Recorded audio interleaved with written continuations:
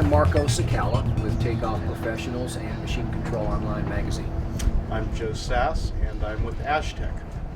I'm Randy Noland, Managing Editor of Machine Control Online, and we're here at the ACSM ESRI show in San Diego. It's absolutely gorgeous weather, and a lot of topics are coming out. We're talking about the merging of technology, GIS. I don't know, is this the second time that ACSM has combined with ESRI? I believe this is the first time. It is the first time. Okay.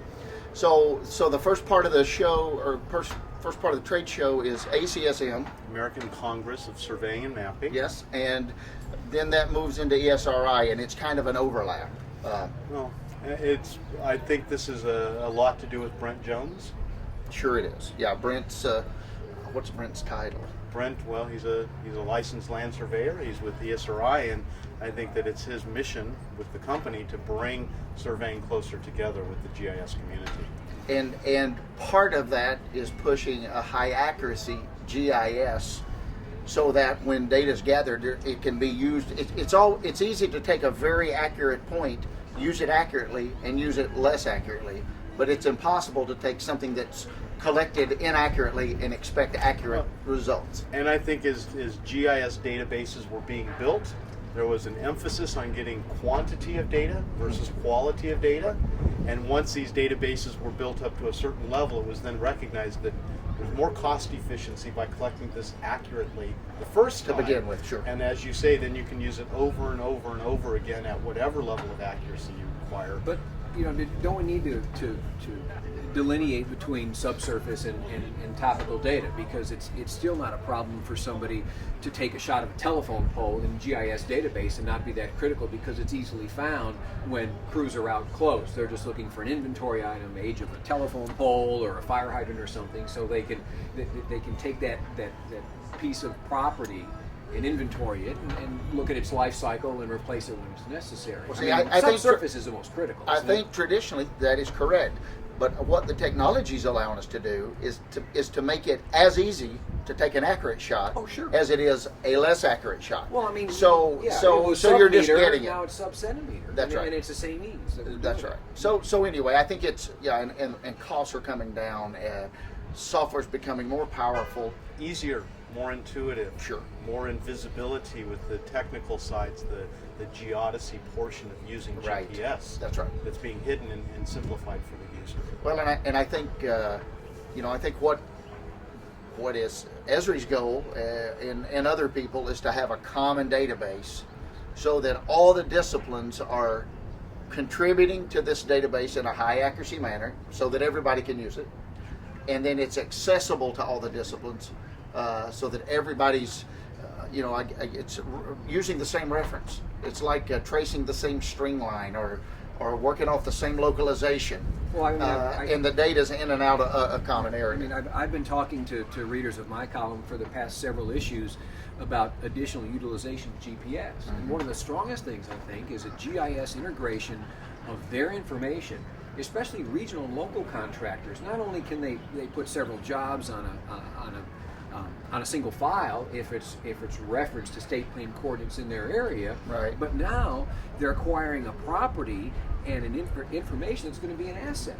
I mean, when they go to sell that company, you've got subsurface information, you've got jobs that are tied in, so basically the whole town or your geographic work area is now just one big job site, right, and everything is referenced. I mean, we're working that way. I think it's a long ways. Well, how far is it? What have we got to do? I mean, what's stopping any of us? So it's the homogenization of the coordinate system, okay, right?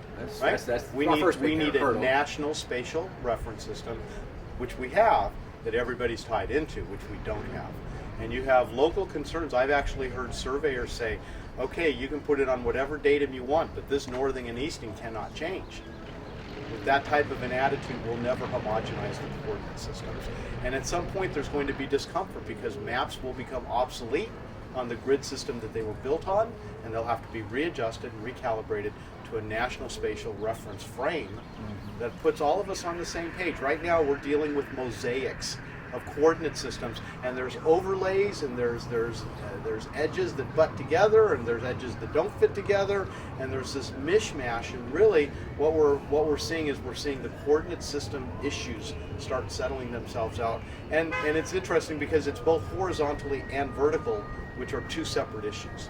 Absolutely, yeah. There's there's the geoidal and height problems we've all experienced, just not only on a regular job site, but just trying to track down information that we're after. Mm-hmm. We're at the beach right now in San Diego, and well, we're probably about 50 feet above the water. But if you were to use your GPS, it'd say we're 50 feet underwater. That's right. Because the geoid separation, the GPS separation between sea level and GPS is about 100 feet here. Right. Yeah. It's interesting. Well, and I mean, one example, that it's a simple example, but being able to, if the utilities are let's say utilities are located accurately, and you've got a street improvement or new utilities going in, if the data is located accurately and it goes into this central database, and it's time for the street improvement, the civil engineer can get the data, make the new designs. That data is in the right format and all the disciplines are speaking together. That data can be placed into even machine control, so that as you're digging underground, the operator actually sees the old existing utilities while he's placing the new utilities. But even more than that, he's contributing to the database. He's as-builting the position of the new utilities. As they go in, this feeds back into the database, and then that's kind of that's kind of the scenario that we're trying to get in various disciplines. I want to address that for a second, because this has been a real issue with us. I would love no more than to combine subsurface data with our surface files that we're building, but the best answer right now is GPR, and ground penetrating radar is sketchy at best. It's kind of marginal to tie it in. It's still a hit and miss kind of thing. So we can sort of get close on there's something happening underneath. I mean, what are our hopes? What's in the future for some really good detailed, ground mapping of existing conditions that we don't know yet? I mean, what do we got to look forward to? I think you have to generation it out. I think you have to say, okay, we have this technology available. All the disciplines are going to agree on standards that allow us to play together, that allow everyone to contribute to and take from a common database. And then you're just going to have legacy data and new data from this time going forward. One saying I love is the best time to plant a tree is 20 years ago. The next best time is right now. So we have to go forward once we make those commitments. So today's as-builts are 20 years from now existing conditions. Absolutely. And that's about the best we've got.